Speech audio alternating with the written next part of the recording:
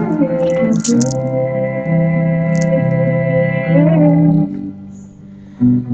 love is gone.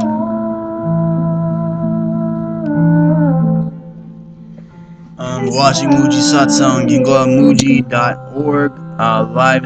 You can go to ustream.tv and type live satsang with Mooji. It's usually every Sunday at 10 a.m. Eastern Time. The live broadcasts are broadcast from Lisbon in Portugal, and a lot of the times I'm there. So right now I'm watching this live satsang on the internet on the other computer, and I'm just gonna show you, for instance, as an example of the way that nature and words interact and commingle. And one of the mysteries of this Mooji man is that somehow he knows who's watching. This guy is really a cool guy. So his message is very blunt, clear, and easy to understand. That's why I'm choosing his videos, or this live broadcast satsang, to be around my own space and to what's called I don't know the word I'm looking for.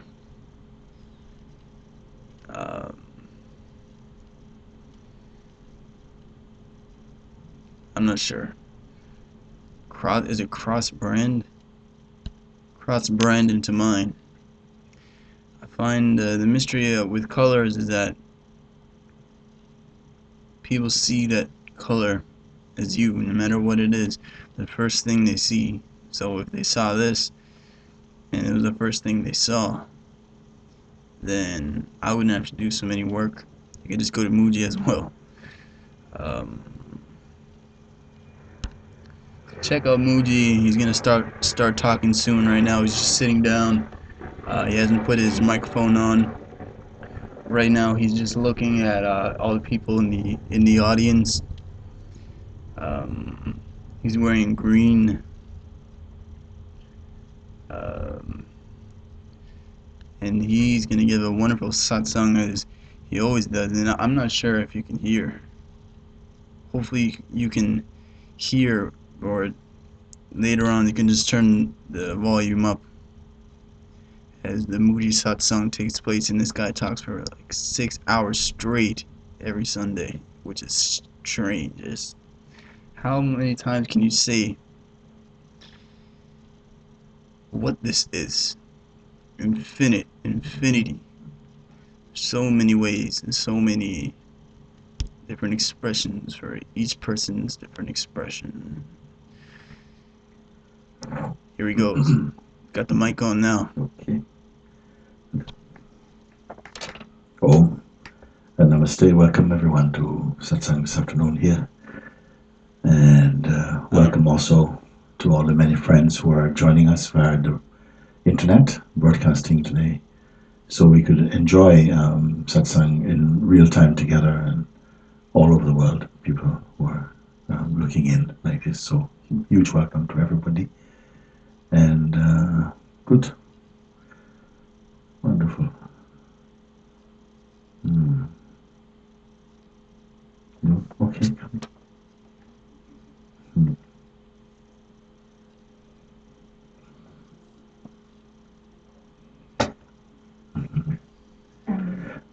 I was in Sima, and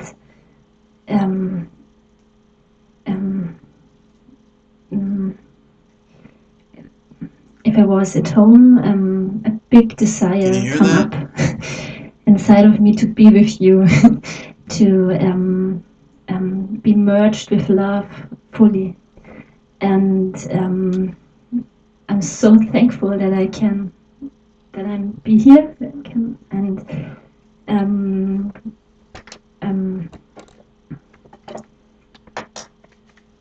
it happens already this night. That towards how thankful I am to meet you and this much love for you and for life and for being and it's actually not a question, but I have this morning I put it into this paper and I want to give it to you if it's okay. Yes, yes. Looks alright. The size of a pizza, man. Nice pizza.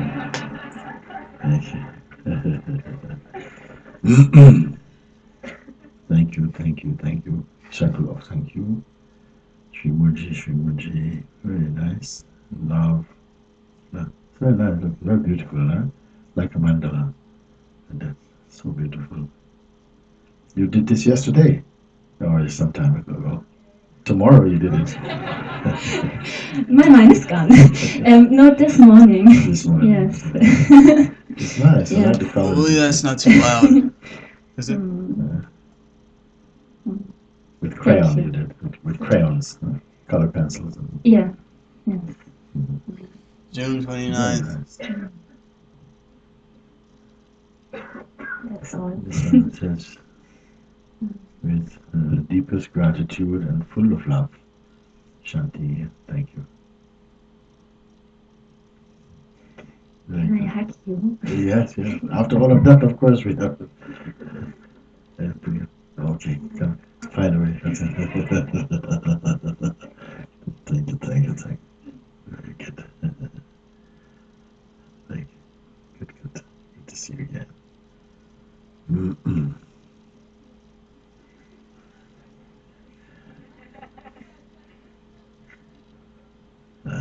come.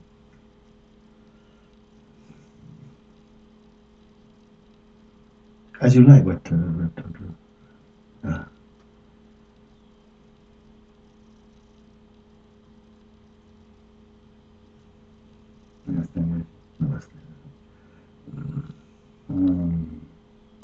I've been going through a lot lately. Still, last time I spoke with you, I expressed a few things. So I'd like your help to identify from whatever I'm going through. I think for as long as I know you, you're going through things. I say they're going through you. You say you're going through them. It's like, okay, but so it's like, but you spoke like that, and it feels like clearly there's a strong engagement. You know, you're caught or feel compelled to be in that, whatever that is. No, different. You've tried to speak about it, and I see that it has a very strong hold on you, or you have a strong hold on it also, like that. And so it seems something raise up and then it subsides and raise up, subside. So I would like to get to the bottom of it and really ask you to really see if we can find out what is really going on. What to really try and be as simple, let's reduce it to baby food and tell me what's going on. What's the problem with you? The mind is the problem. It's clear. Simple question, simple answer. The mind is the problem. Okay? And are you the mind? No. Is this really clear? Because for very few beings, it is clear. We say, oh, yes, I'm not my mind, I'm a mind. But the next moment, somebody's struggling, fighting, and I said, what's happening? Oh, my mind is doing this, my mind is doing this. So, can mind, first of all, what is mind?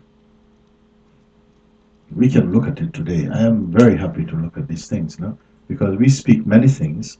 Myself also, we grew up, we speak many things, but when we are called to really look at them closely, we see we've never really done that. We don't know. We just it's just second-hand knowledge we have picked up, or we don't know what we are talking about. So everybody speak about their mind, the mind. Oh, my mind is like his mind. I say, okay, let's see if we today if it is possible to catch hold of what we are talking, because that the whole world seems to be troubled by mind. The whole world seems to be troubled by mind. Because you can walk past a tree. I see people kicking trees and stuff like this, shouting even at a tree. I see them doing it. Or a wall. The wall isn't anything at all, of course, no? But then why you are shouting and so it's not the tree did not insult you, but maybe you need some place to release that frustration or something. What caused this frustration in you? You have to look, and the answer comes almost from everybody. Is my mind is just really crazy, but my mind is behaving very crazy. Then I ask, are you and your mind the same thing? No. Are you and your mind the same thing? Now I'm asking again freshly, because I don't want to just give old reports. Are you and your mind the same thing? And you did not take long to think about it. She says, no, we're not the same thing. It is you who are aware of your mind. Is your mind aware of you? Like I say, I'm looking at my hand. Is my hand looking at me? You are the one who speak about your mind.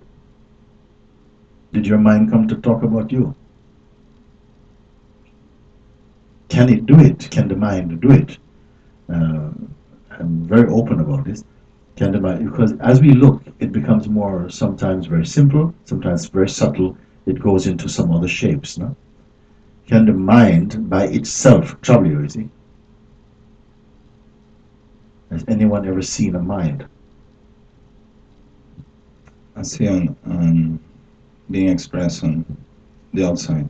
You see it expressed. Yeah. Just like you can hear the wind, you can hear, you can feel, you can see. But you cannot see the wind. No? Look, all you can do is you can see its effects. Look, is that the wind you're looking at? No, but the effect of the wind you can see. So, can you see the mind at all? Is mind something that can be seen? Can it be studied? I think brain, you can look at the brain, but mind, can you look at? What is mind? And yet you can say, well, we can start at saying that it's mostly thought. The thoughts are coming. And something is engaged with the thoughts. Sometimes there's a kind of habit to engage with certain kind of thoughts that create strong personal reactions in you. Whereas in another body, that kind of relationship with thoughts don't really happen so strongly. So I feel this is where we seem to differ in mindset, or the extent to which we are engaged with our thought processes and feelings, and very much caught into them. But I want you to say something, because you... I just feel like not so much strength sometimes, not so much vitality, and a lot of pressure that has been, that somehow I buy into my realm, and you buy into my world, and so I feel like I've been just get entangled somewhere with other spirit, with the world. So do you really want to get out of it, or you want me to get you out of it? Do you really want to get out of it? Yeah, or do you want me to pull you out of it? No, I don't want you to pull me out. Get out of it. I don't have the strength to pull anybody out anymore. We try a bit, to get you to move from the position of the person into the state of presence. Because presence is what is really here. You see, the person is mostly our troublemaking department. We're thinking constantly personally, then you can say drive of spiritual seeking is to get out of the personhood mode into the state of presence. That's not going somewhere else. It's all of this is done here. If you became an awakened being, the Buddha or the Christ, it's going to take place right here. It's not somewhere outside. It's from something from within you has to come through. You see. So the work, if there is a one, or the seeing, the understanding, is going to take place right where you are, actually. And there must be some urge already. Either sometimes pain and suffering cause us so much anxiety that it compels you to search for something to get out of it. So to that extent, they are useful, I can say. That they help you to be intolerant of your own garbage or something. Then you aspire to move out of it. But I don't sense, you see, it has to be even here. I am not sensing from you. You have to give me something, you have to give something, you have to feel something. Because this kind of very lethargic energy that I feel from you is also coming from the mind. Sometimes your mind comes to this place, or maybe you're just tired, you're so tired by the antics of your own mind that you have very little energy, real energy left.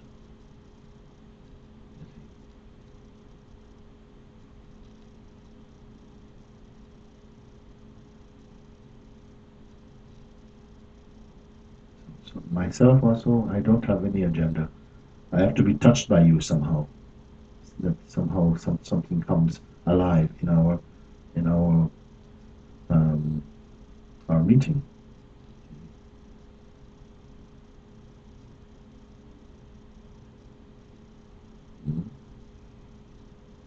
But then sit down for a little bit and then see if, as we speak, maybe someone else may trigger this back in you and you can come again. Okay? Okay, thank you. Very good.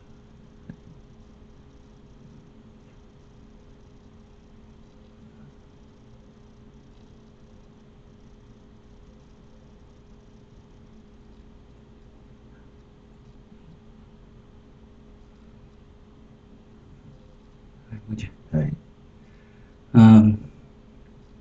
5 years ago, more or less, I've been in my first satsang with you, and I got to go out of the satsang like very quick, But the seed had been planted. I mean, when I left, the seer can be seen, and these questions never left me.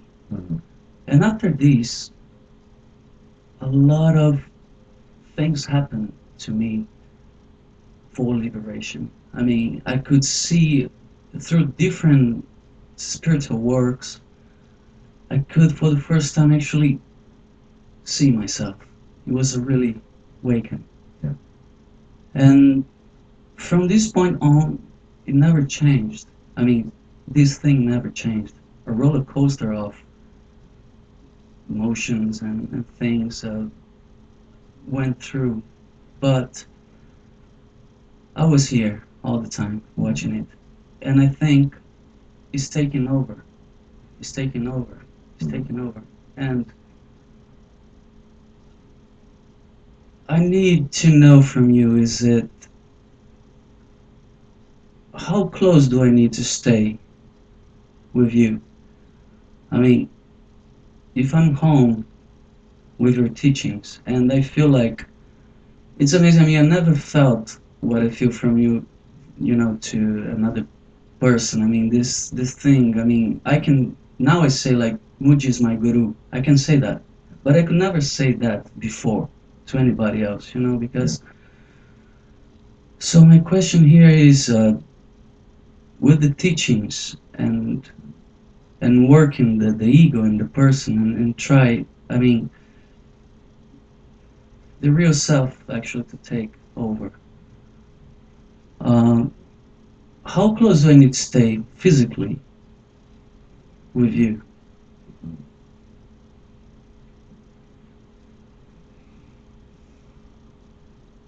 The inner connection is better, is strongest. Physically, it is good. It is good to be in the presence of a living teacher, of course. Uh, but there are others who don't need a physical presence, you see. Let's take the example, for instance, that many, we speak, let's say, of the Lord Jesus Christ or someone. They say he was alive 2,000 years ago, left the body, returned home. So physically, he's not here. Nobody anywhere in Puerto Rico or in England have said, "Oh, Jesus is in London at the moment." No, nobody has seen the physical Christ in that way. And yet, 2,000 years after the passing of Christ, new Christians are coming. New Buddhists are coming. New Muslims are growing. But their physical master, they don't see. So and also there are some disciples whose relationship maybe with Christ is perhaps deeper than his direct disciples were. You follow? Why? Because they are touched by something that really opens up inside, and they see, my God, they are so full of this passion, of this love, this singularity, that they don't need the physical. In fact, the Christ, as they have embodied Christ actually. Now Jesus was a man, but now he's a woman also, and a child and an old person. He's in everything.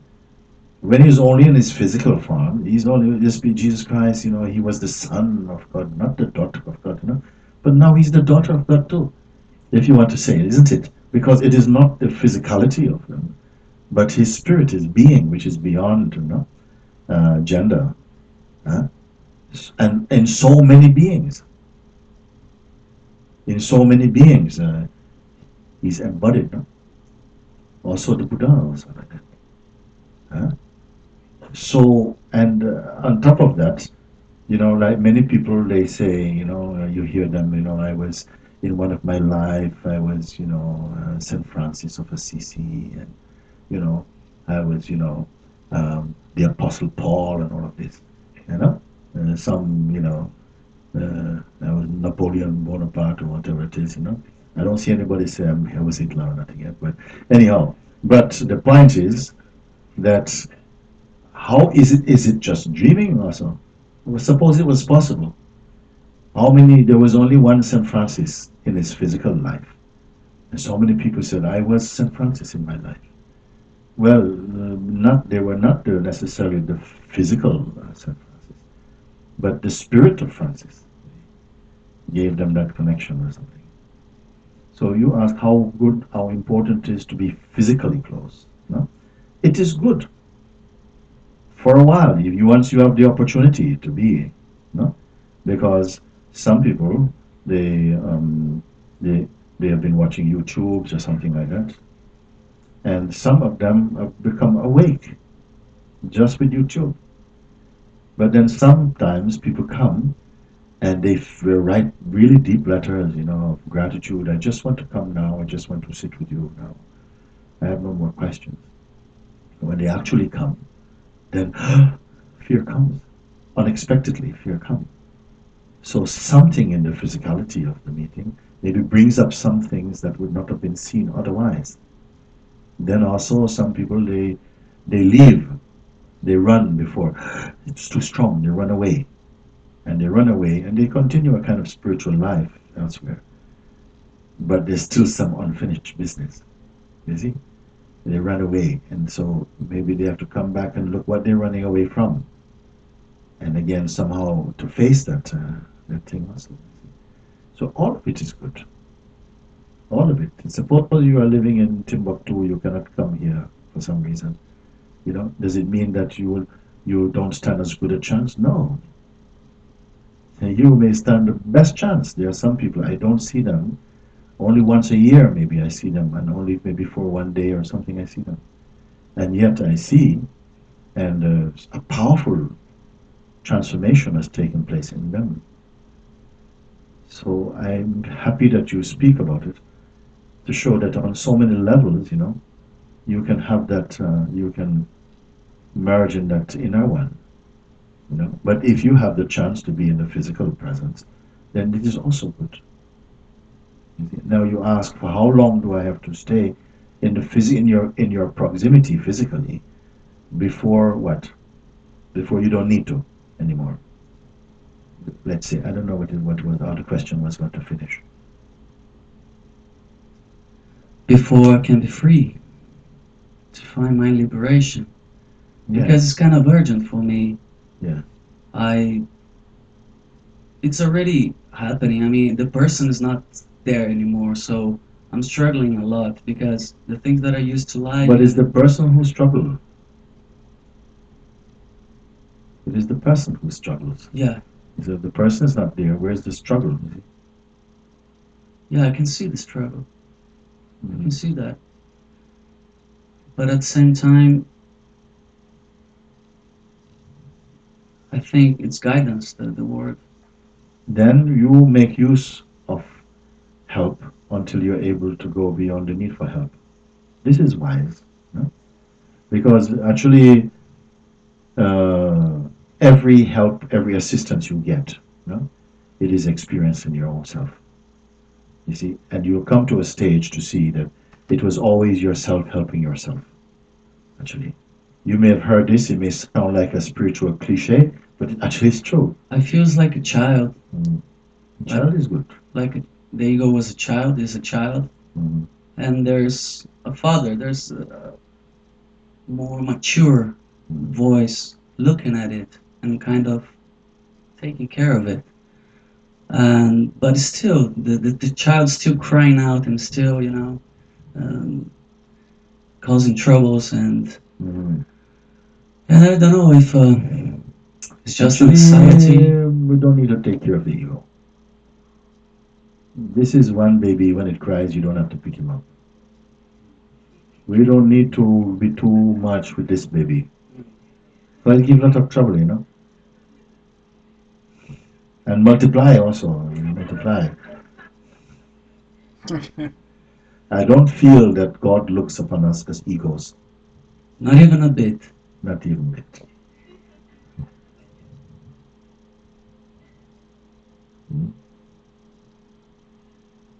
You must find that one who is looking from inside you, not looking at you from outside. No, outside. The words probably don't sound, wow, my God. Because we always feel that this is outside, something is outside. Relative terms, it's okay. How long will you need to stay until you don't see either me or you anymore? Now, the sound's been, oh my God, that's a bit heavy. But what I mean by that you don't see it as some real separation or separateness.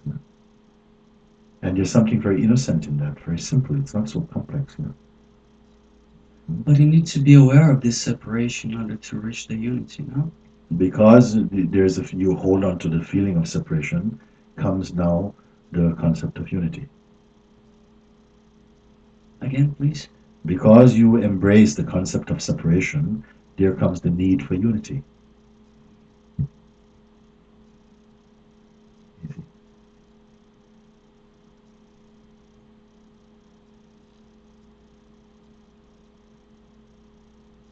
They work with each other, you see. Suppose you did not have any concepts at all. I mean, you may say ridiculous, of course, but suppose you would have no concepts. Would you not be? Suppose you had no concepts. No thoughts about, opinions about anything. Would you not still exist? Do you imagine that your existence will be weaker, less important, less alive if you did not have concepts? In fact, concepts are not the trouble. Concepts are not the trouble, because as you become awake, you'll still use concepts.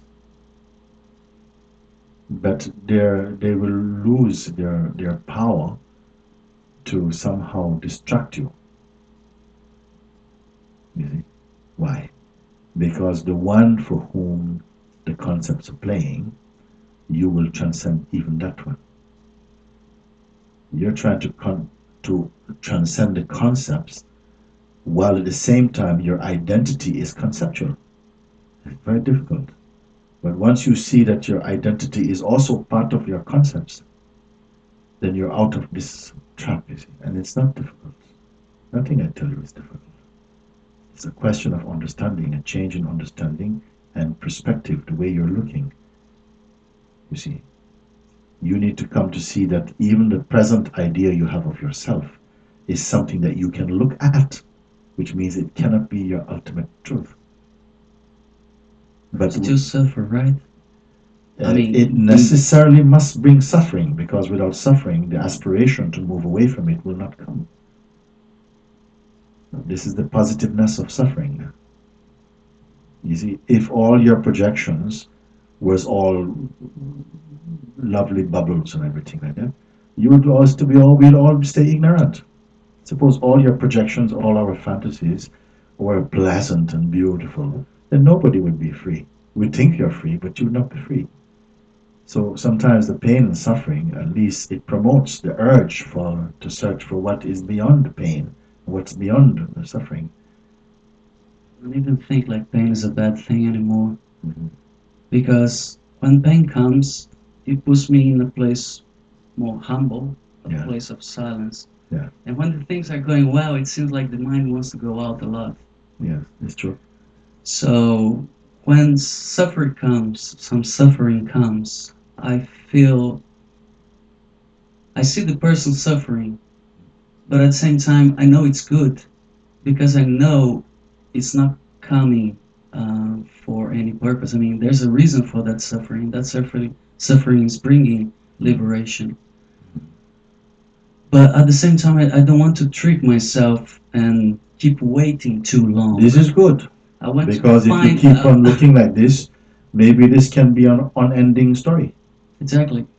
And just keep on growing and growing and growing, life after life, growing, life after growing. So I want to do the checkmate.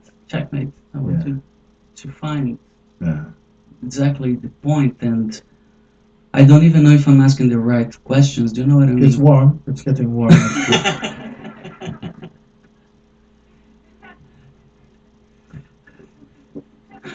So what kind of questions should I ask?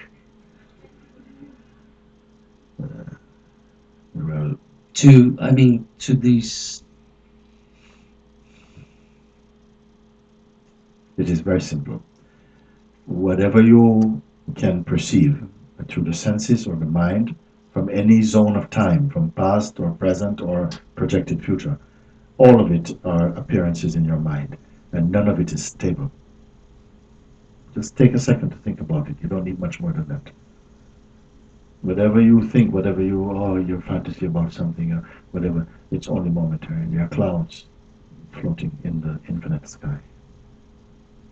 They are part of the sky, you can say, but none of them individually is permanent. They're always subject to change, always changing. You see? So from that standpoint, we say they're not real, they're not true. They're momentary, you see. You say, oh, if only I can have this, I would like to keep this forever, and then you have it, and then after next week you get rid of it. We're not consistent in that way, and it's not to blame, it's a good thing.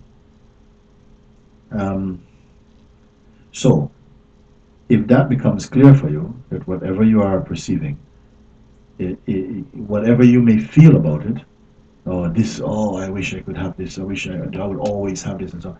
These feelings are not truthful, because in a short time, you will get tired of it, and it will move on. So none of these things are aspirations to be a certain way. They are not true.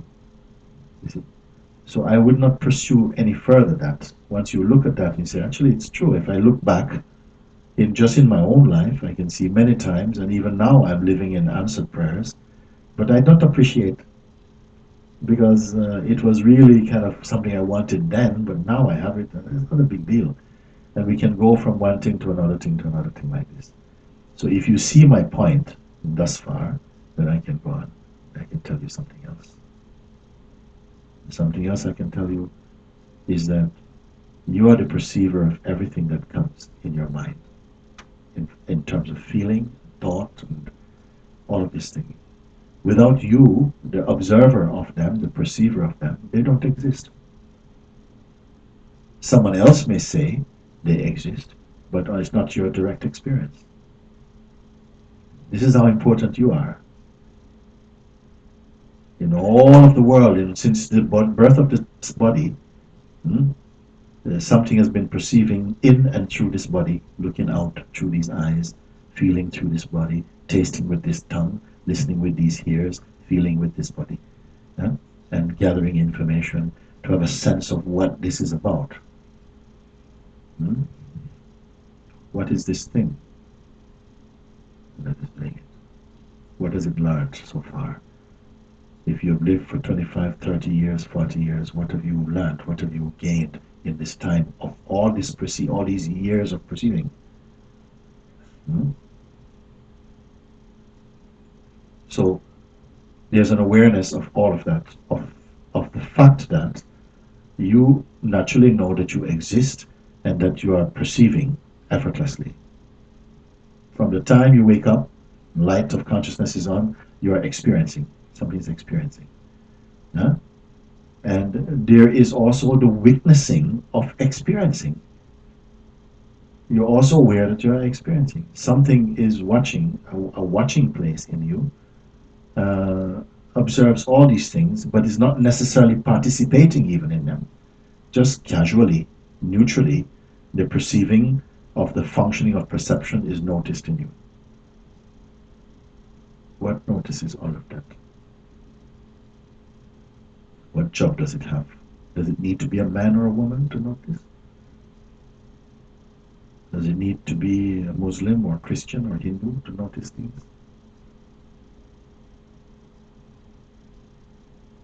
What does it want? What has it ever received from this life? That one or that place where everything is perceived to come and go. What has ever happened to it? Does it grow old? Does it get sick? It is aware of sickness. It is aware of aging. It is aware of the senses losing their vitality also. But does anything happen to the one that perceives everything? And where is it? I feel like the sense of self contracts and expands, contracts. But if it expands and contracts, what notices that? What is observing even that? Be in that place now. If you are genuinely seeking, then I speak only of something. I'm not asking you to create anything. We're only clarifying what really is going on here and what is not going on. There's lots of things seems to be going on, but there's something that's not going on. It just is. Can it be felt? Can it be addressed? And by who?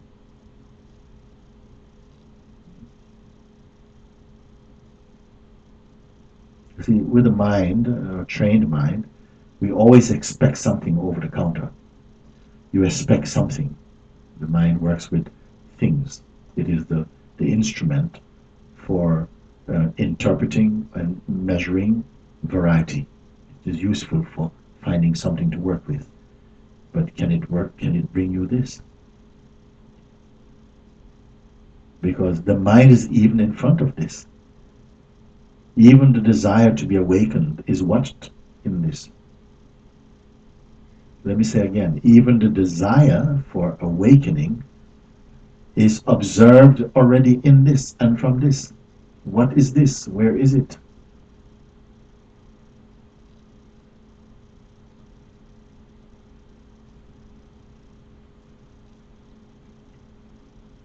You are meditating. What for? To reach what? Isn't there something even aware of your attempt to meditate? Also?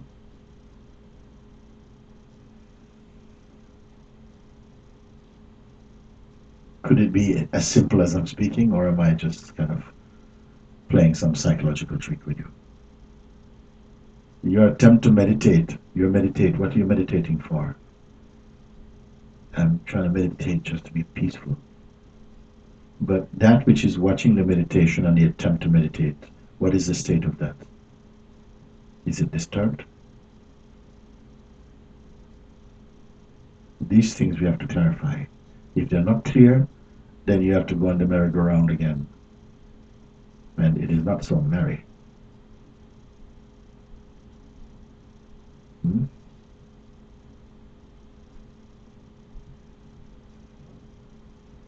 Because I'm aware of that you're saying. I mean, I know your teachings. I mean, follow you, right? And so. But where does it lead? Always listen to you, or listen to me talking. What is the thing you have most grasped from me?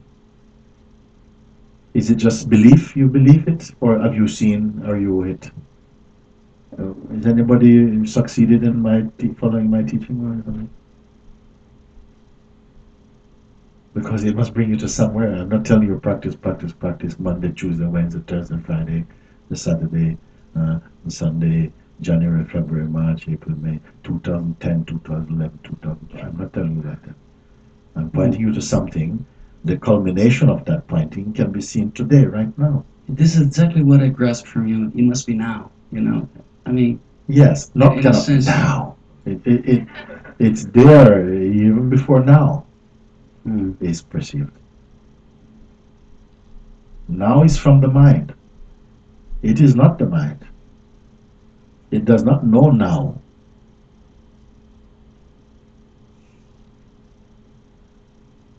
Only the mind knows now and wow, but it does not know now. It simply is this thing. Maybe in our mind we're trying to use the mind, which wants to make it into something spectacular. It wants to give it the Hollywood makeover or something. It wants to make it kind of trumpets and I don't know. Then trumpets are okay too. It can happen, but it's not necessary. Like that. Then the mind says, "Oh, but then it's boring." Boring. I mean, not even a trumpet or something. Something. Then it's not boring. No word in any language, in any culture, can hold it, can convey it, because it is there before any concept takes shape. It is the perceiving of all concepts, all ideas, all sensations, all feelings, every emotion, all movements, you see, occurs to its presence.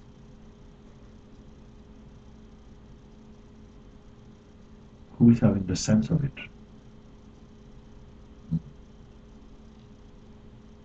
is having the sense of it? It is not an object. So your senses are not going to perceive it, because your senses and the mind works with objects. It wants to say, okay, I see it, I see it. No, it cannot be seen. Whatever you're seeing is not it. It sees even your seeing. Even your seeing is seen from it. But it is not interested particularly in what is seen, because nothing you see contributes to it or reduces it.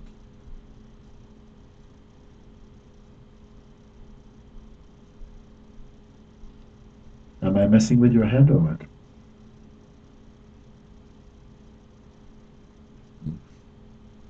So it is on some other level, with some other power, you come to know of it. Not the usual classical way of knowing something with your mind and, with effort and scratching and not like that. It is far more simple than that.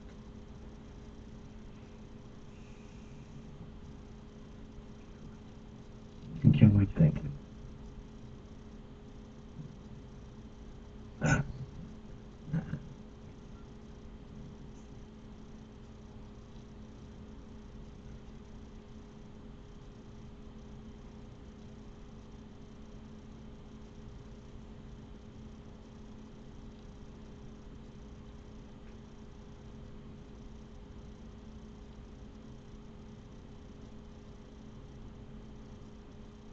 You cannot have it.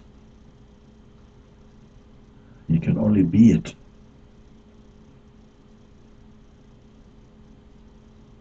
You see?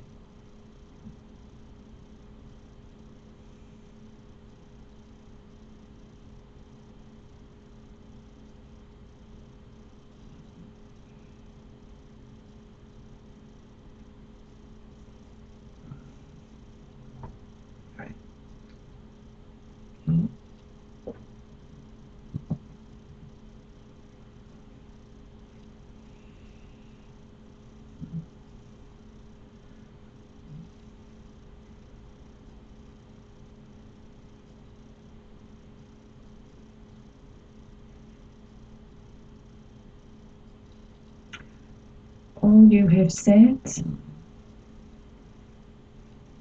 I understand.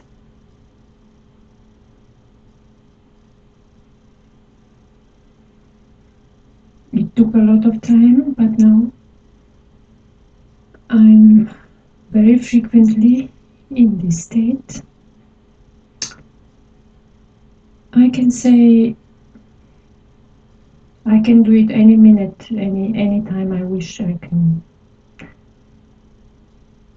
be in this state, and I'm watching.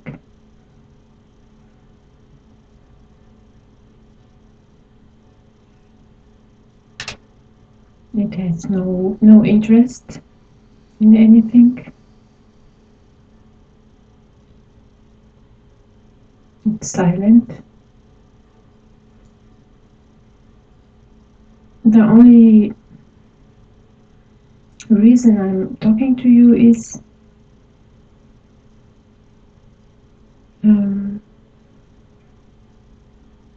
I would like to completely merge in that.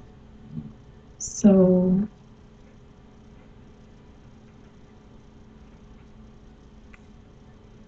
it can be present anytime, not even I can do it any minute I want.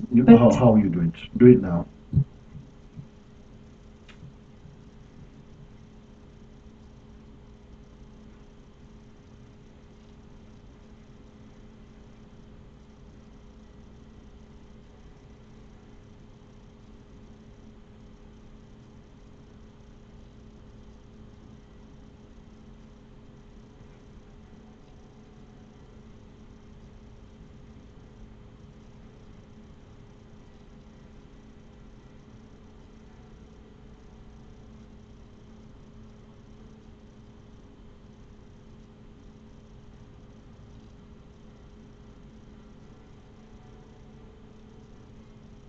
Say something.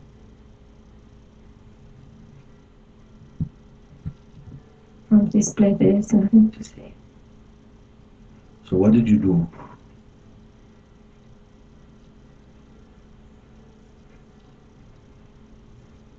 Where's the one who did it? Where's the one who did it? I didn't do it.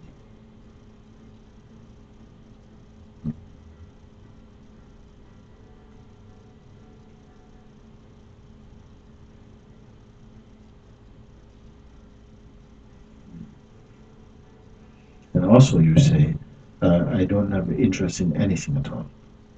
Is that something that you determined or you discover? I said when I'm in this presence, I don't have any interest. Does that mean activity finish? Yes, activity can be. And it's Does the activity become particularly slow?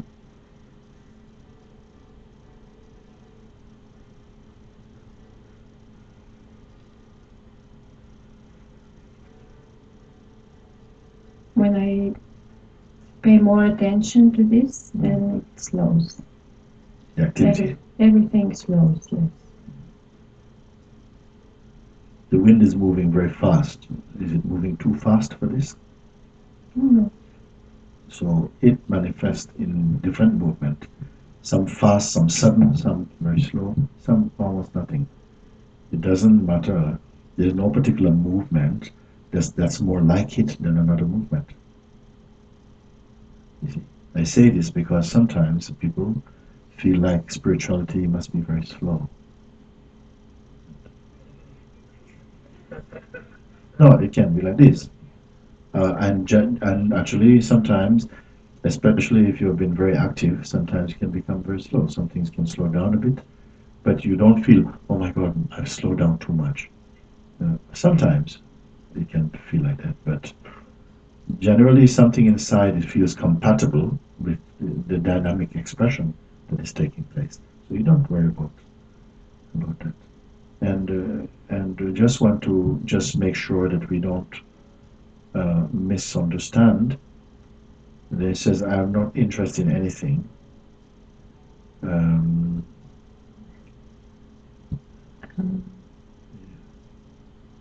But if you're a mother, you have children, do you stop mothering them? Even in some moments, which were very full of agitation, it is possible for me to get out of that agitation. Yes, agitation is not a natural state for you. Yeah, so that's why I'm saying then if I get out of that agitation, and it's possible anytime, then it of course slows because I'm observing all the agitation. Then the question you ask is, how can I stay like this permanently?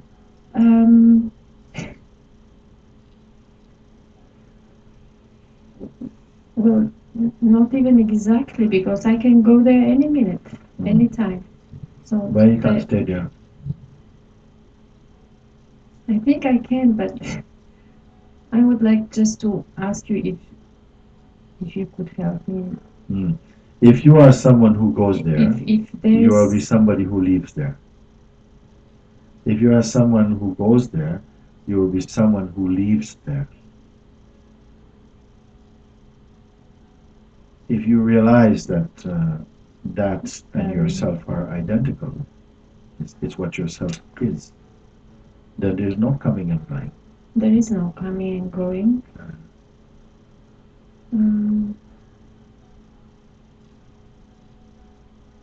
Because as I said, I'm not doing it. And you are what? When you speak and you use the word I now, you are what? What are you referring to as I? It's difficult because two of the things are present. The little I and the big I. Two of them are present. But in that itself, is any of them particularly it? You said the little I and the big I are present. So something must be observing little I and big I. Is it a bigger I? What is behind of that? It does not seem like it's anything behind this observer. But the big I and the little I, they move? No, little I moves. The little I moves. The big I does not move? No, it doesn't move. In It's deep sleep, permanent. is it there? In deep sleep? How can I know? Well, you would know, no? If in deep sleep. I'm not aware in deep sleep. Something is aware. You're aware enough to know you enjoy sleep or not? Yes, I enjoy sleep. Oh, something is there to enjoy sleep. Deep sleep, not dreaming only. Deep sleep, no? Because I don't feel that people go to bed just to dream. If the sleep is not very deep, I am there. But if you ask me about deep sleep, so in deep sleep, consciously, I don't know. When you go to bed in the night, would you, if you had a choice to not go into deep sleep, would you take it? Would you prefer to not be in deep sleep? Okay.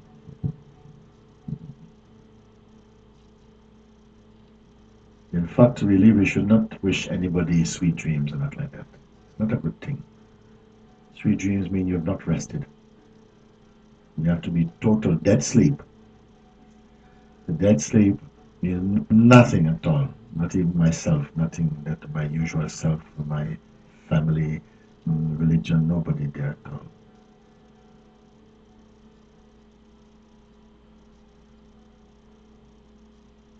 Something must be there, no? Because in deep sleep you may get out to go for a pee, no? In the night. We don't usually went to bed in deep sleep. Something must respond.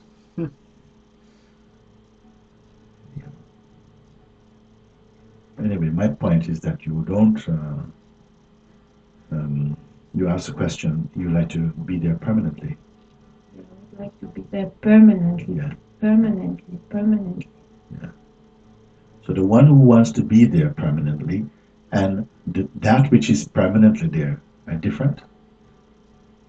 Pardon? The one who wants to be permanently in the state, yes, and the actual state, which is itself permanence beyond even the concept of permanence. Are they different?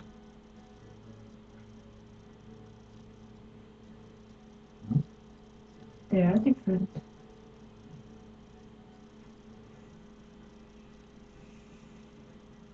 But if they are different, you'll not be able to stay there.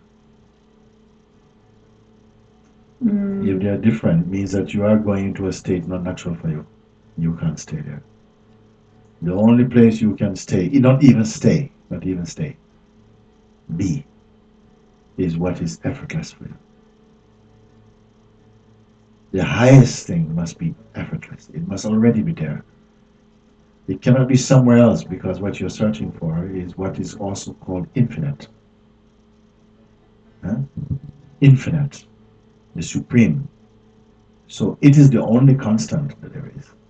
And if it is infinite, it means that it must be here also now. It is effortless. It is effortless. Then who is the one who wants to know how to be effortless? Nobody. This little I just sometimes get too much attention, and when I remember it, then I can, of course, switch the attention.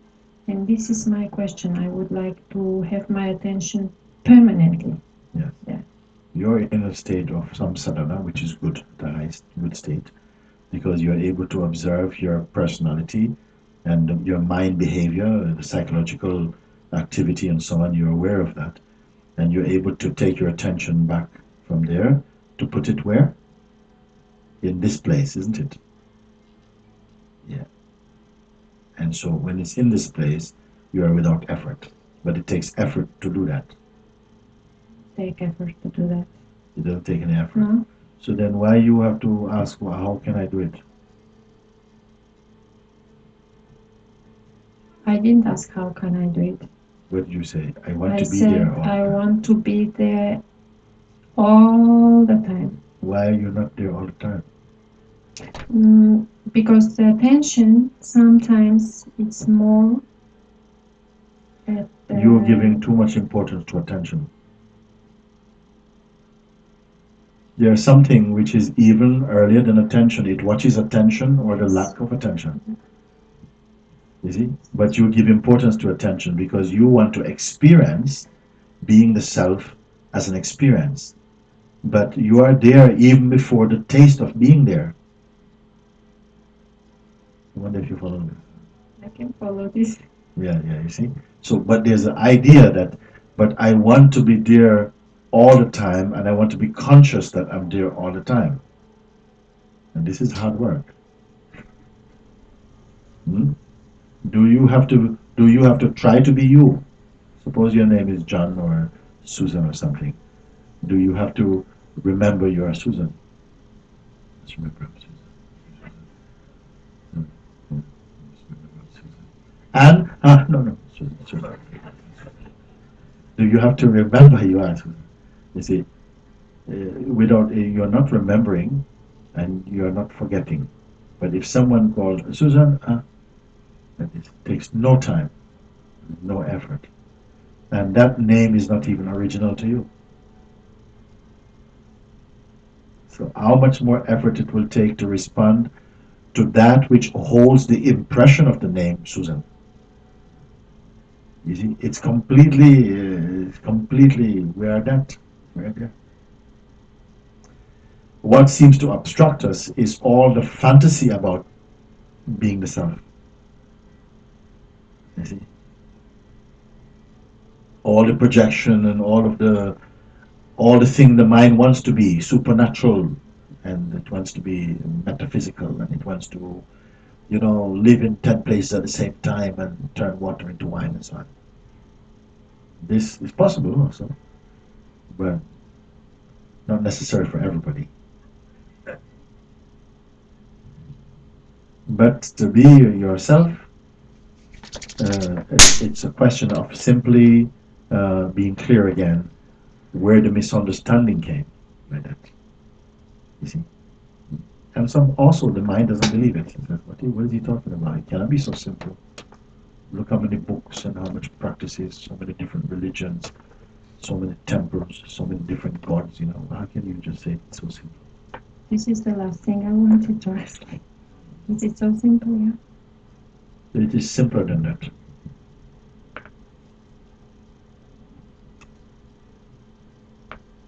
And yet, using your mind, it feels like the most difficult thing in the world.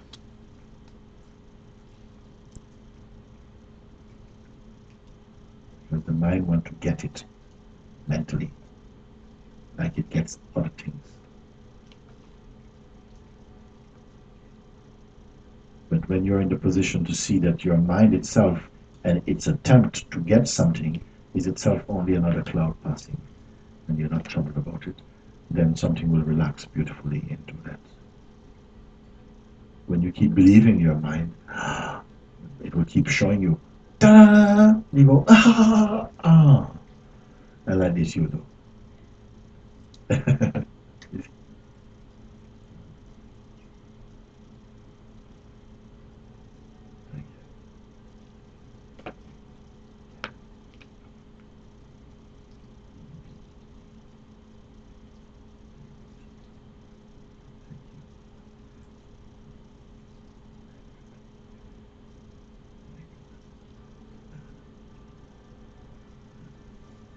So it is not merely belief, and understanding must transmute into direct experience. Meaning that it cannot just be merely a mental understanding. That is good in the early stages.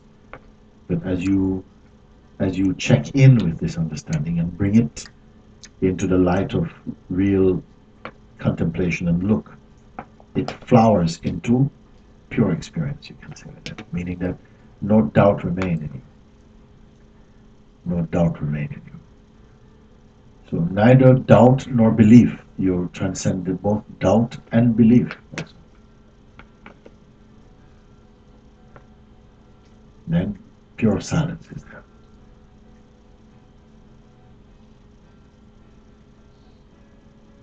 But if it is belief, then also you could also disbelieve.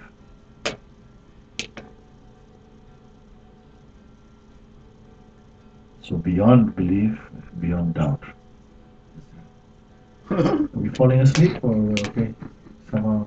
Okay.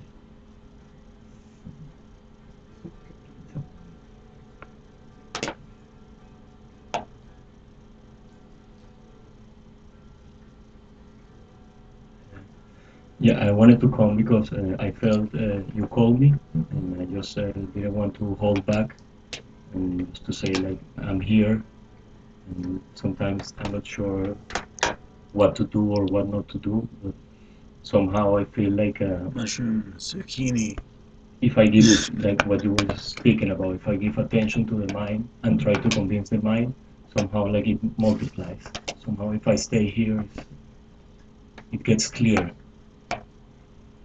If you try to appease your mind or to try and convince your mind, it just grows more mind.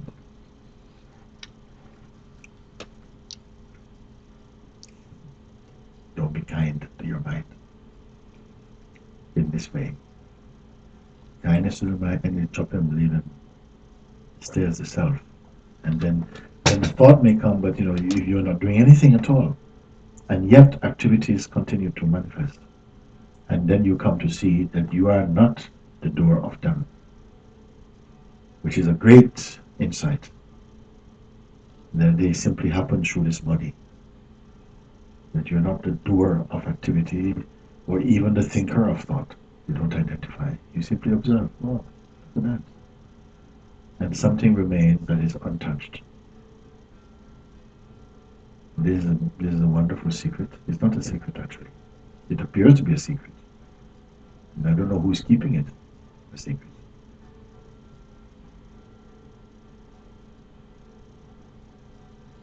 You see, if I just stay here, meaning in a state of neutrality, then somehow the field opens your field of perception is more panoramic, more open, not so narrow, not so tight. You know, I don't know what to do or not to do. You say like this. And then what happens when you don't know what to do or not to do? What do you do? Right? Can you bear your own emptiness? Can you bear to be in a state of neutrality, or must you always be in some gear or something? So again, the fruit of real understanding is that you're able to stay in a state of neutrality. You move in this neutrality. Meaning your mind is not in gear, it's not busy. You're not occupied or preoccupied. No one can guess your state. Then peace prevails in you. There's peace there. And a natural joy also is here.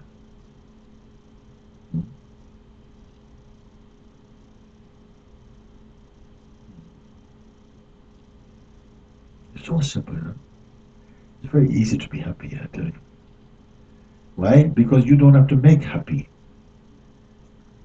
Nobody has to make happy. One of the biggest things is to, trying to be happy. It makes you very miserable. When you discover the truth, you are naturally happy. Even now, our state is happy, but we don't know it. Your natural state is to be happy. But it has no story. It doesn't need a story to be happy. It doesn't need an event also to be happy.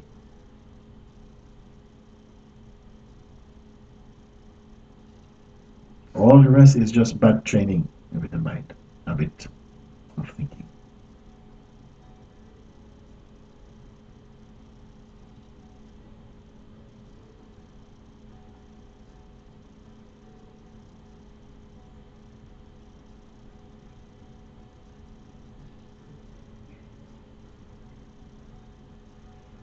Thank you.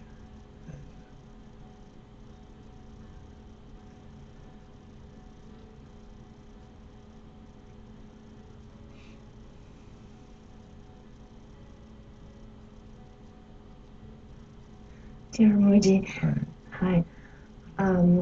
I knew about. Sorry, I watched your YouTube for the first time 2 months ago, and I didn't feel anything. Just have no emotion. Just was like you say, listen for something that is just truth. Truly for me, like you told one time about the mirror of the soul or something, so I felt like that.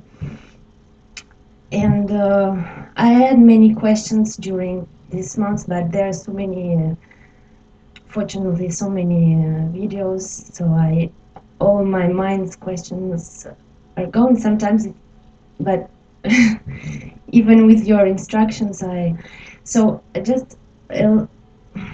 even now, people were talking about, you just said about belief or disbelief. My question before coming here was about the trust.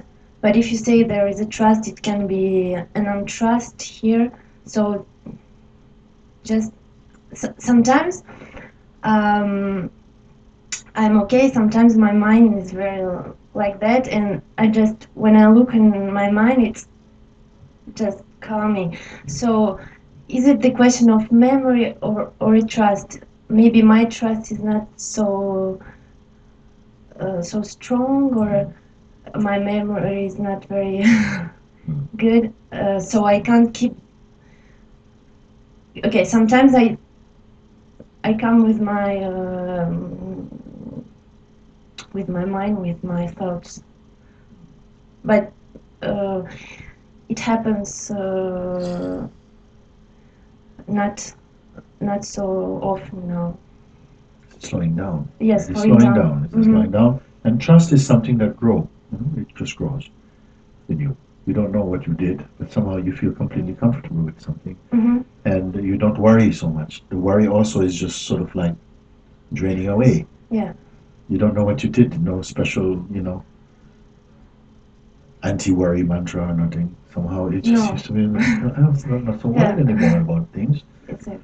And so these are natural things that happen because your attention is turned, it's kind of open towards your heart, and so you're in the vibration of heart energy is very different, really, more natural for you.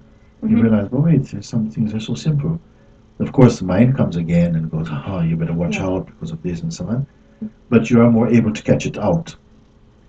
The only thing that may become like an obstacle is if there are sometimes in this openness, you begin to see a place where you are protecting, you may be protecting some delusion or something. Sometimes people, I wish I did that.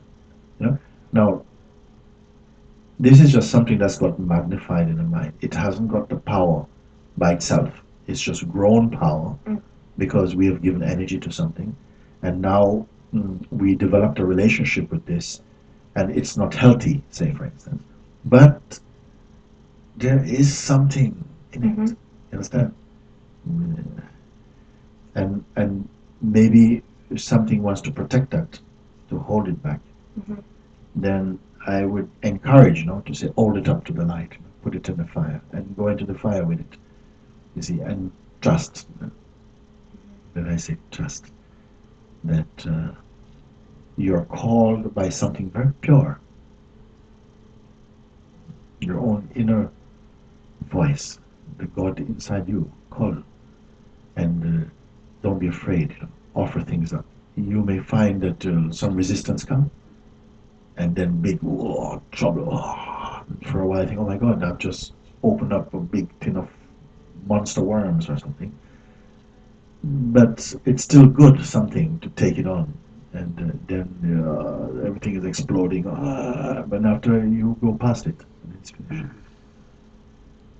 Whereas if you protect it, if you find that yes, or you're in denial, and then you start to make excuse, and slowly you're growing more mind again or something. So I say put everything. One thing that happened, I saw also for myself, that when this opening in my life came, it was so powerful for me that there was nothing to think about, like, oh, this is important still. No, everything I threw inside, everything. So I said, I just walked out of my life, meaning that I didn't see anything so precious about my life. And I said, okay, I want to keep this part. Can I play with this a bit longer? No, I said, no, everything. Still, it took time, still, even with this. The time, slowly, you think you finish everything, and then you find there's more things. But it's okay. And gradually, it's not a potato. You come to a point you don't know what happened. It's not so much trouble. Okay, yeah. Very good. Very good.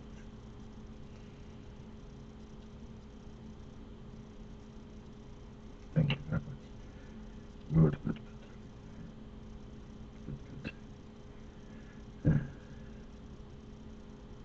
You're living in Portugal? In France, okay.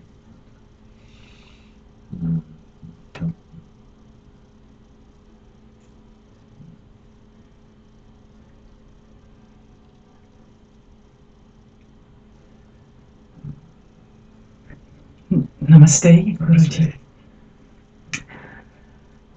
It was just something you said just now that really triggered something off, and I had to come up, I guess, to expose, but I'm not totally sure what. But just what you said about this protecting something and offering it up to the light. There's a sense of something being still there, and there was the whole satsang. There was like an intense burning going on, and I guess it has to do with loving or being loved, or there seems to be a big fear about that.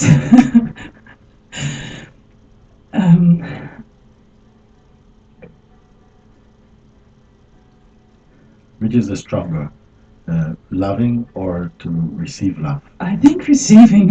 Yeah. Why? Maybe I'm afraid that it's touching something, or that I don't know. I really don't know. But I always, in my life, it always seems to happen that I back out a little bit. You back out. Yes. Yeah.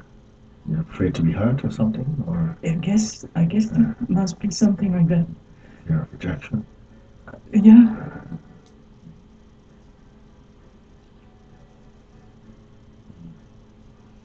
And it is seen, and powerful shifts are already happening. But I feel this is good. Rather than the target practice or so on, we just open it up to the, just open it up to say yes. Yeah. Let's go for it full on. Because it's already, I see it in you, in fact, something is burning from inside anyway. Yes. And rather than trying to go through a checklist or something, just say, burn the whole thing. Yes, please. You know what I mean? Don't try and salvage anything from this fire. No. Put everything in, and finally you also jump in. Yeah, exactly. The stick. There's also that is a feeling that keeps coming up and keeps being seen. That seems to be a kind of fear of letting go of the doer. I seem to be grabbing back to the practice all the time, though it has been seen already. What your attitude is very good. It's win-win all the way. Yeah. Just don't turn back. Don't shrink away, and no, just go. Just, okay, bring it on. Bring it on. What a wonderful thing for a human being to really offer up your existence to existence again. Don't try and save it. Because you are feeling the effects of your own surrendered existence. This is a tree that bears immediate fruit. So, not, okay, you do this, let's see in 6 months what happened. No, immediately you start to feel already the windows have opened, the air is moving again. You see, it's not that you have to see what happens next week, how it goes, and so on. Sometimes that kind of backlash come from your mind. It seems like this, because there's a power inside us that it seemed like its job is to just to keep you staying like a person and being personal about things and feeling this, you see. And certainly there's a power also there to transcend this shrinking power, to throw open the window, to be courageous or something. Both are playing. But also you are the weakness of both of them. And when you see that, I can see both of them, who are you and where are you looking from? And as what are you looking? And this is something very powerful. In the meantime, let the bonfire go. Let it happen before.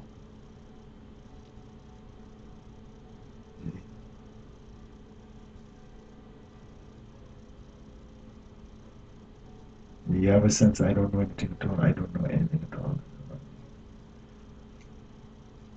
All my knowledge is on fire. Everything is in this fire.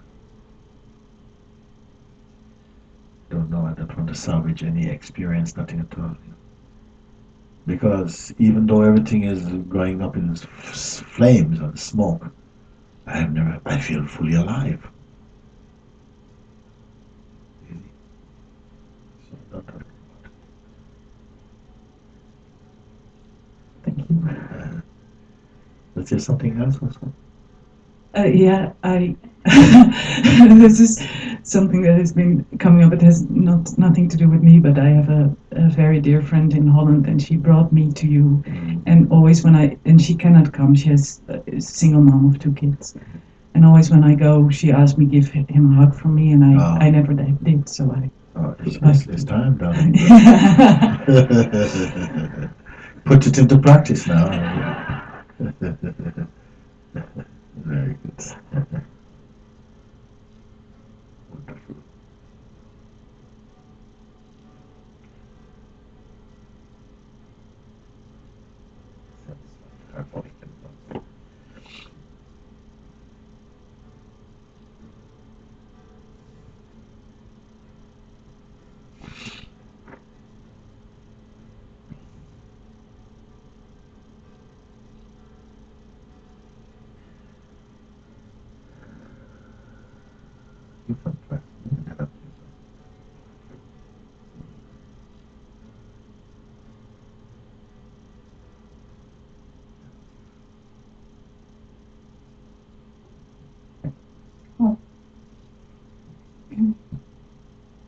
I saw you for the first time this year in Rishikesh. I was there because I went to a yoga course, and then you're giving satsangs there.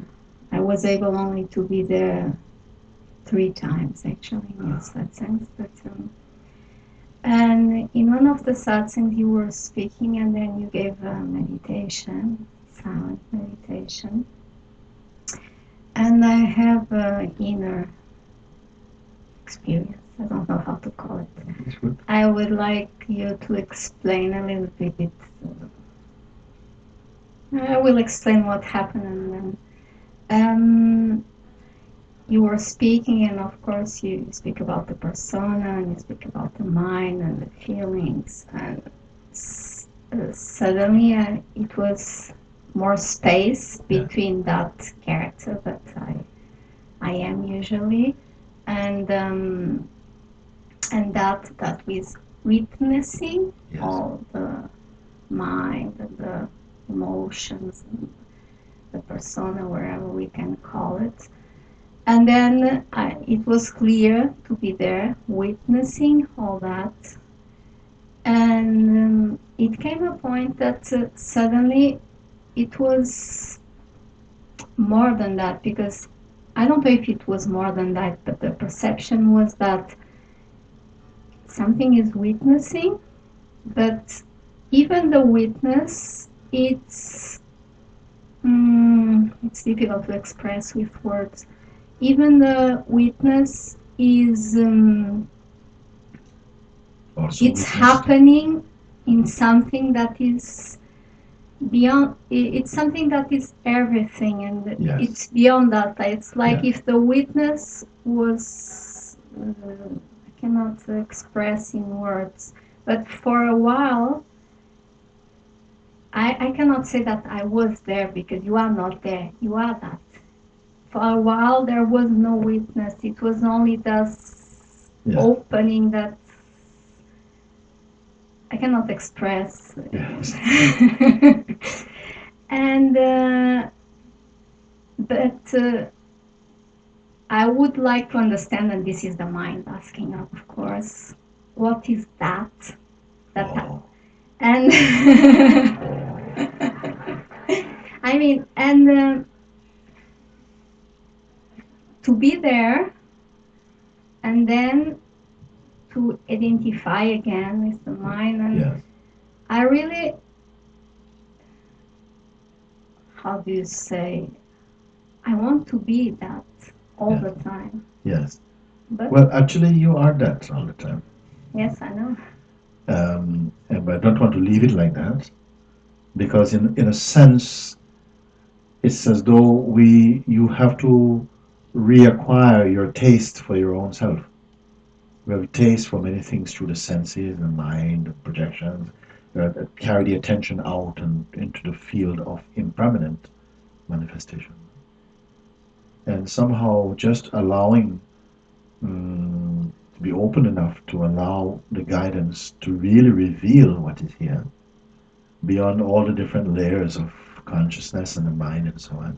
You could again just be only the seeing, like only the seeing was present. Even the person was seen, what we call the person, and the person's life and thought and memory and intellect and all of these things were just sort of like, they were like taking off layers of clothes, like they take off, and then somehow there was nothing there. They say like this, no? They're peeling the onion. You keep taking the layers, and then finally the last layer, and what's inside the last layer? Nothing at all is there. You see? So then somehow you're peeling off these onion persons and have taken them off, ting, or just looking, not actually taking anything off, just looking and seeing that they can be seen. They are perceived, they're perceived. Then finally, everything that can be perceived, you run out of things. And there's only the potential to perceive, but there's nothing. And even what is doing the perceiving, because even the functioning of perception is also perceived. Even the fact that there is perceiving of things, that is also perceived. Then what perceives this? And I said, don't be hard, don't give mental answer now. Yeah? Be. You must be the answer. For a while you give answer. Then after a while you run out of answer. Then you are the answer. You see? The answer that you can give and you can hold is not the ultimate. It's only another formula. It's only another object.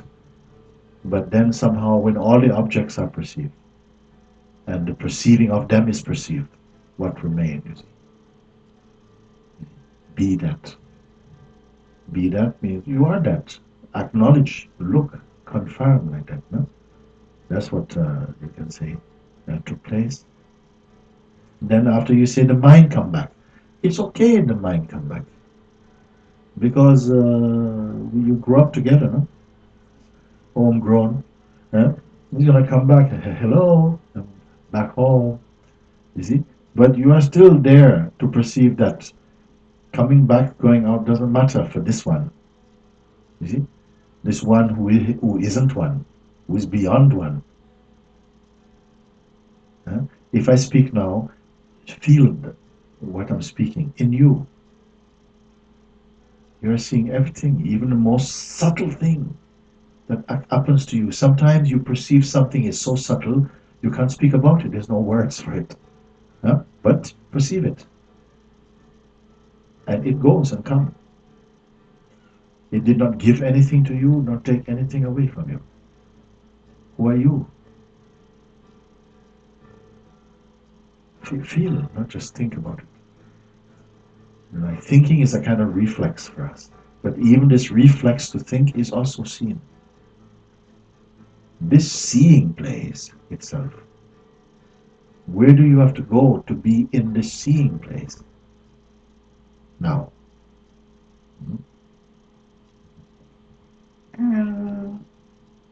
If I have to locate it somehow, I would say that I have to come here and open. But no, you're making a trouble now. Yeah. Because and then I feel like something is. Okay, so if I say for you now, throw everything away. Throw everything. Don't touch anything at all. Not this intention. I want to go back to this place. So okay, leave everything aside for one moment. Now, you can pick it up again after, but now you just leave everything. Even I want to do this. I would like to become more like this. I want to stay like no. Leave everything. Don't touch any thought at all for a moment. Even your identity. Don't touch it at all. Okay, it's possible, isn't it? Look at that. It's possible. Not even touch identity, not your family, and did I leave the cooker on? No, leave everything. Leave everything. Okay? Everything. No?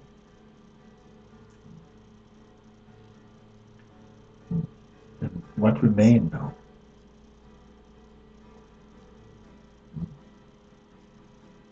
Everything you can take out. Everything you can take out.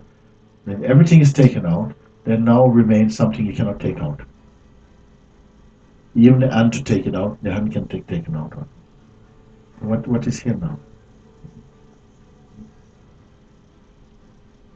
Any sadness? Any? Is there any sadness in you? No. No. Anything missing? No. Anything you have to keep?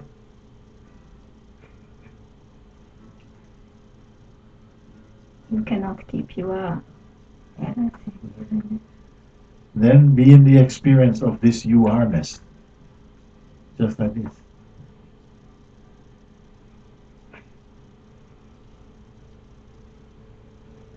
Because even when you are not, you are. You say, okay, I'm not. Still you are. You cannot get away with that. You are. You see? Don't put any descriptions to it, nothing at all. You're going to say, okay, as from today, I'm not going to be. No, it's ridiculous. You are. But not all the stuff that you surround yourself with. I have got to do this and this, I am that. Because you know this is just something that you can use your mind to say that. But then it can all be taken and still something is remaining here that feels complete. There is this which is always complete. We have a lot of things that we are attached to, which you think they complete you, but you were there before they came. If we make example, not long ago, when nobody had cell phone. Nobody had cell phone. Nobody, you want to make a phone call, you have to go someplace and put money in the box and you have to do it. Nobody had cell phone. No? And then somebody was seen on the street with one big thing like this. Hello, George? Yay! Yeah, that was the first cell phone, like this. We said, wow, that's really modern. No? And after now, you can even, people are looking at, they're talking to themselves on the street and so on. And you feel, how did we live without this? Well, we did very beautifully without it. And some people lose their phone, they behave like they lose their life. You see, so we have many things that we are attached to. Oh, this we believe you need. And so for one moment you can just leave them aside. I don't say go and throw them in the bin. So no, just leave it aside for a moment. And see from only yourself. Only yourself. And tell me if anything significant is missing.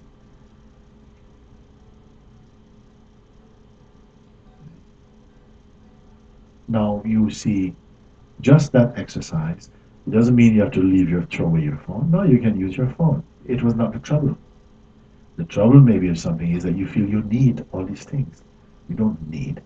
You must feel yourself which is without need. If you know yourself which is without need, then you can play, have all the toys, it's okay, it's alright. They will not possess you.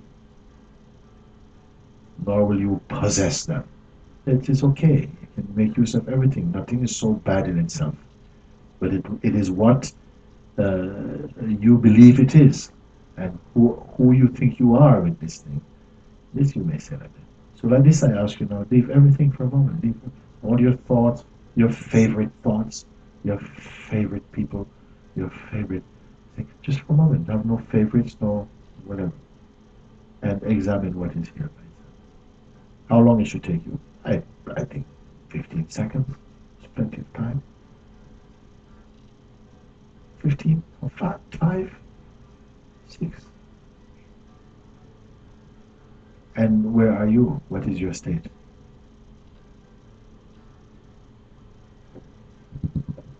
Silence. You know that this is the same state that you experience from the Rishikesh Satsang. It is another way of showing it to you.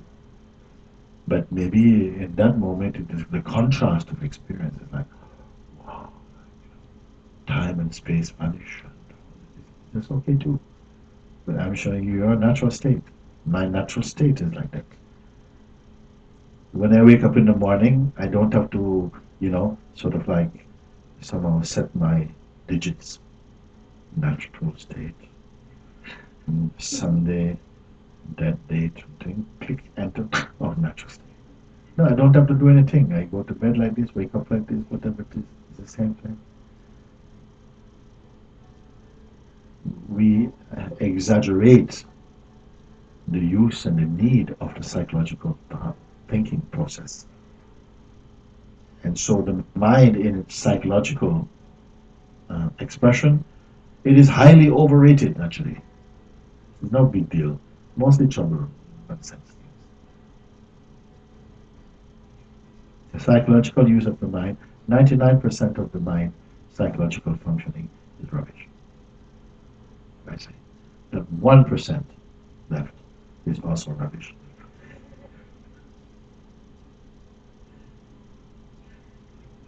But we can enjoy a bit of rubbish also. I like a bit of rubbish. If you enjoy a little bit of rubbish, it's okay. It is all consciousness now.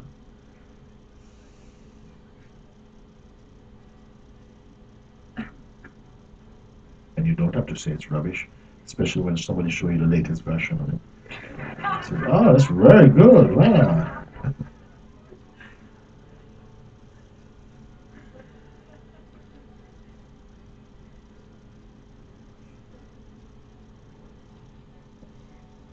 I think that's the question. Then you want to hold on that, and you are not that anymore, and yes. is the mind again. Yes. And this is a The process. idea Right? you say, I want to hold, how can I hold on to that? Well, how are you holding on to it now? You don't hold, you are. Exactly. Yes. But if you purchase the idea, how you can hold on to that, and then I tell you, well, actually, when you get up in the morning, make sure you have lemon juice. And you are sitting, and can you do this? Can you sit like this? You can't? Oh, well, you have to spend some time. If somebody have to tell you like that, you might believe it, and then you have to do all this thing.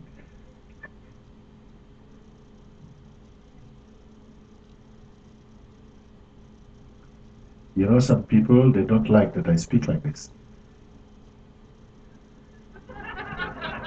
It is true. They say, he makes it seem so easy. He makes it seem so easy. It's not so easy. Okay, you do it your way.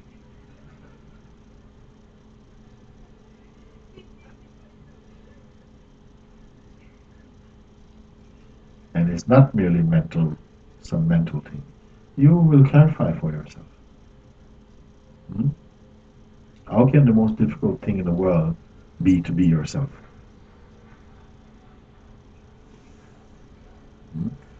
I'm not saying to be your ego. This is different. This is not original to you. Originally, you're not ego. We just developed that.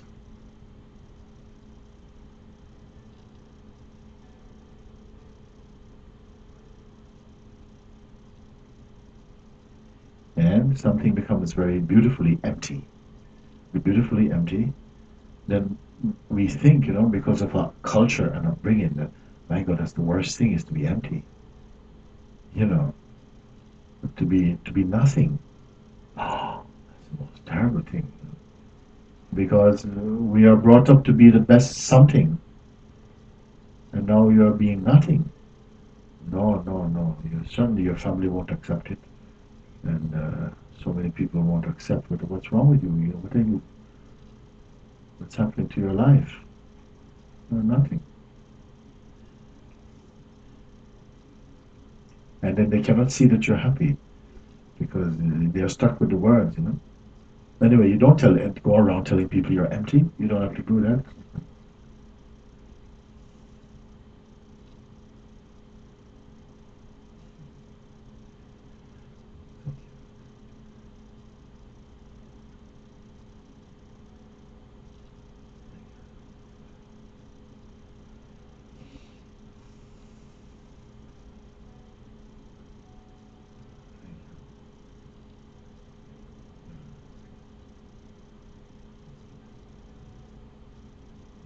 Namaste, Guruji. Namaste.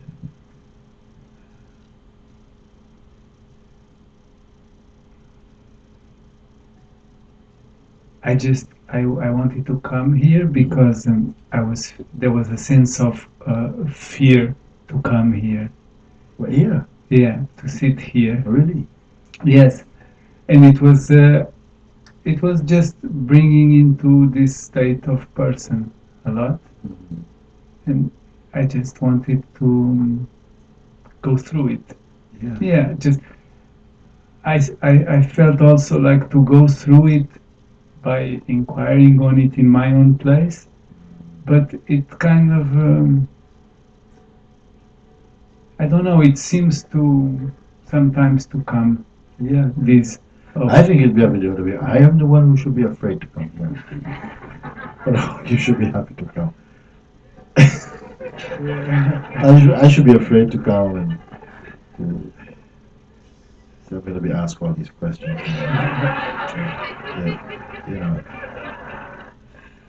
Over and over again, I'm saying the same thing. I'm the biggest parrot in Portugal at the moment, and somebody's gonna find out. And you should just be so happy to come here and say, look, wow, I'm gonna find out the most important thing you can find out. I'm even more afraid of being there. Of being where you are. No, but I know this is not really important. It's not really important. I'm totally with your pointing, and it's just when I see these little things, let's say, I feel like just to go through it, and because maybe it relates to old things that we're afraid of. You gradually begin to ignore so many things naturally. Some of the greatest, what I would say, actions of the awakened beings is simply they ignore so many things. Just ignore, because it's not even an effort to ignore it. Because they're so silly. A lot of things, isn't it? That we think, your mind will tell you what it tells you. And you, then I see people holding their head, and I said, what's happened to you? Oh, it's just my mind. It's supposed to be your friend, no? Yes. And so many things you just come to ignore. You see through them. You see their trivialness, and they just drop away. They're just dropping, like leaves in autumn. Autumn leaves, they're dropping like that. Sometimes the wind comes and removes hundreds of them. Wind of grace. You see? And don't get into the habit of giving attention to trivial things, because your power of discerning is growing, is becoming more strong naturally, because your face is turned towards the Supreme Lord of the universe. So again, you're waking up to your original power, your original beauty, you see. And you find that you don't have to go and cultivate good qualities. They're there. We are rediscovering that nothing originally has left you. It's all being revisited. This is my joy to tell you this, but if I had to tell you now, listen, you're going to have to work so hard now. I'd be not comfortable to tell you that. Because your mind makes you work already so much. There must be some good news to tell you, listen, relax a little bit now. Yeah? If you understand this, you don't have to work so hard. Mind is not a good taskmaster. Still, we have to go through. Some stuff will come that cannot be just ignored. Some things will not be, you cannot ignore them. Some things you can ignore, but there are some things you will not be able to ignore. When they come up, you will turn away, and they go there. Yeah. So what do you do with these things? You have to bring them into the inquiry and say, okay, fine, okay. What is it with you now? What you are showing here? And you start to feel, and okay, so trouble is felt inside, and something starts to identify. Whenever trouble comes, be sure it is something personal. Mind can only get you in this way, the psychological mind can only get you when you become personal. All the problems are personal. Something you start to take it personally, and it becomes hot. It becomes more like on fire, you see.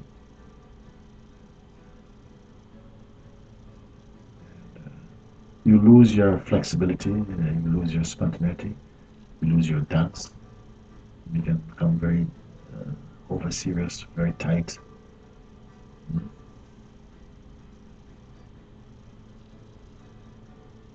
So the masters are good in this respect, because when they see you getting tight and searching for deep philosophical answers, They just put a custard pie in your face. That's all they do.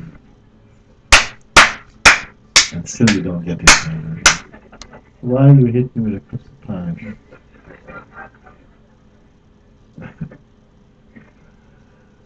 And they say, you're very funny, very funny.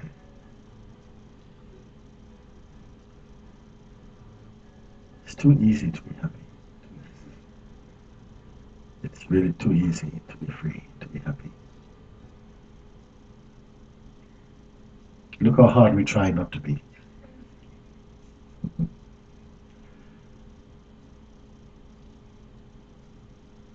I am 100% with you, and I'm very happy. Of course. Of course. Everybody here in Montessori is happy. Even they're crying. Have you heard Montessori crying? You'll die with laughter.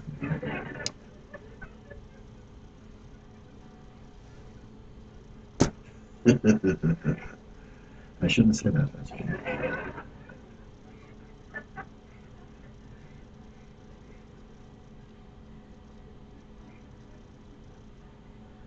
Good. Thank you, thank you.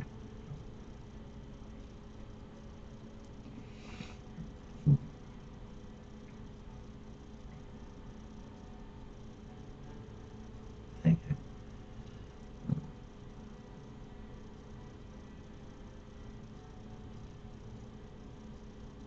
Namaste.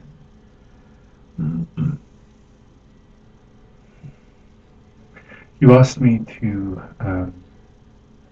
keep in touch when I left. I'm so happy. I'm so happy. I was so happy when I left Monty Sahasra. I hope that doesn't sound... You're happy to leave. Yeah, I hope that doesn't sound wrong. Some people are happy to leave it. And I know why.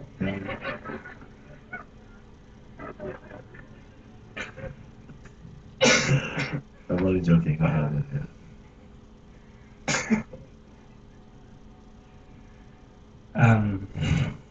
When I returned to Switzerland, I saw very, very clearly what I'm not.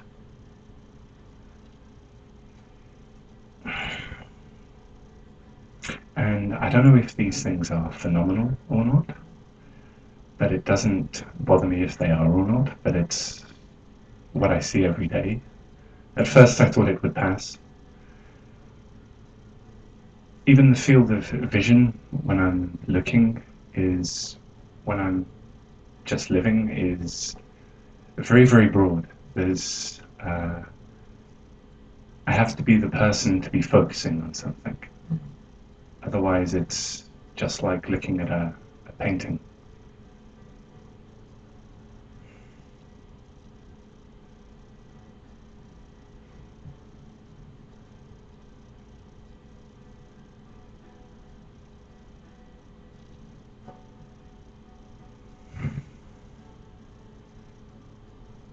I've noticed that, not all the time, but I've noticed I'm not moving this. And I just wanted to say thank you. Thank you, thank you, thank you, thank you, thank you so much. Even in this last week, I'm staying in the south with my family, and one of them is potentially going to be quite sick. And even this doesn't drag this away. The foundations always seem, I always seem very much here. And I just wanted to come and say thank you today.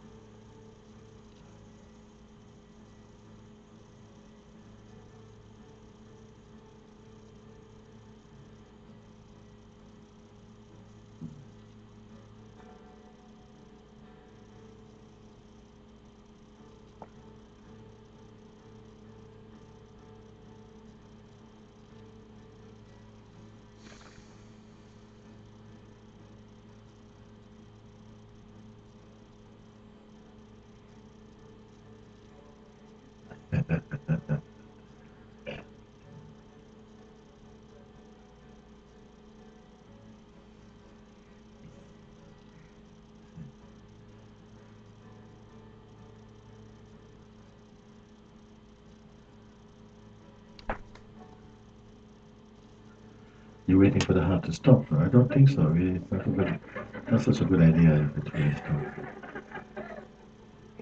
Slow down a little bit, maybe. Slow down, slow down, slow down.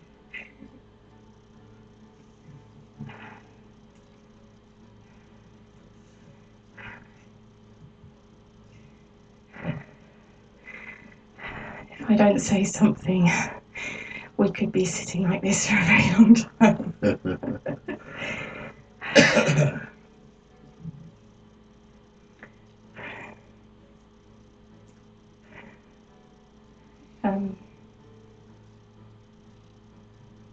Something just happened.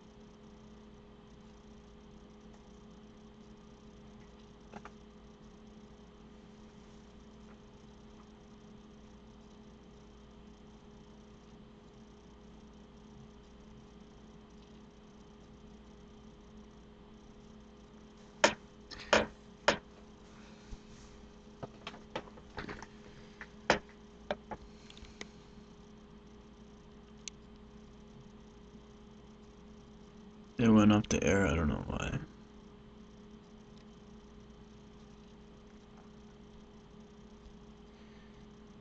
When it comes to people, it's usually the first appearance that you resonate with and connect with.